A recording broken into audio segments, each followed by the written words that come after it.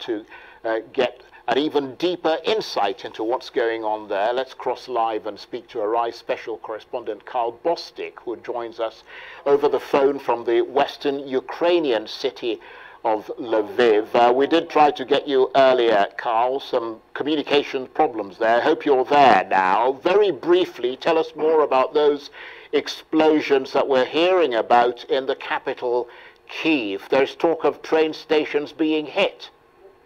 That's right, Charles. If you can hear me. These are airstrikes and also a combination of shelling that's coming from positions just outside of Kyiv where they're hitting the suburbs of Kyiv as well.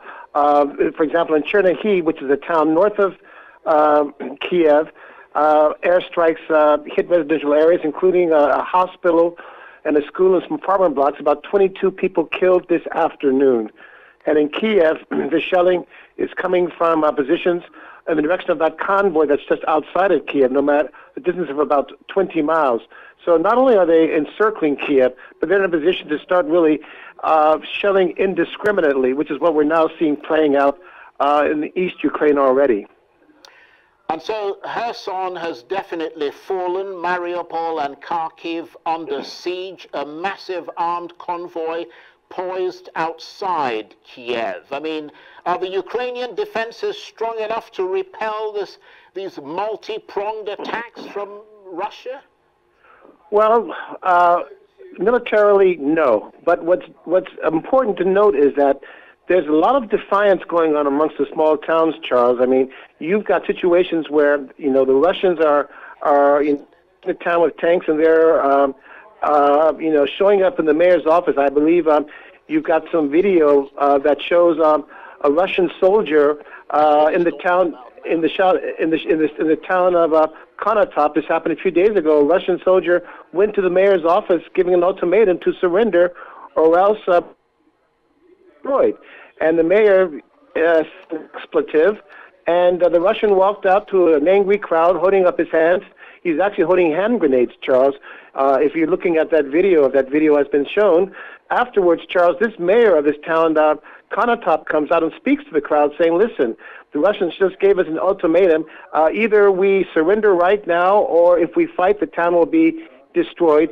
And everyone says, of course we'll fight. There's no way we'll surrender. That's what happened yesterday, and that's what the mayor said in this town. But the thing about it, Charles, is this is playing out in other small towns and villages throughout East Ukraine. And Karl, you are, of course, inside Ukraine. We know that talks are resuming. The talks that first took place a few days ago, they've restarted today between the Ukrainians and the Russians. What update can you give us on that?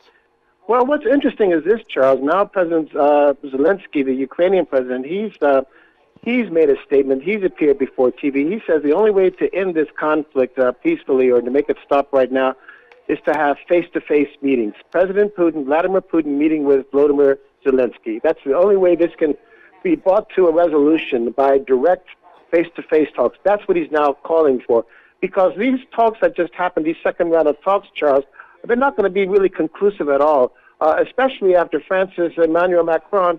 He had a 90-minute phone conversation with Vladimir Putin, Charles, earlier today, in which Vladimir Putin told Macron that either we solve this diplomatically or militarily, but if they don't agree to our demands diplomatically, the worst is yet to come. Macron, in turn, told him, you are lying to yourself. You'll become more isolated, much weaker, and it'll last a very, very long time.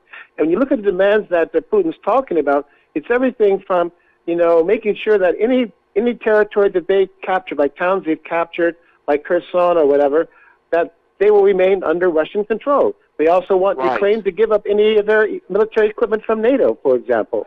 So those are all red lines, and they want a change in government.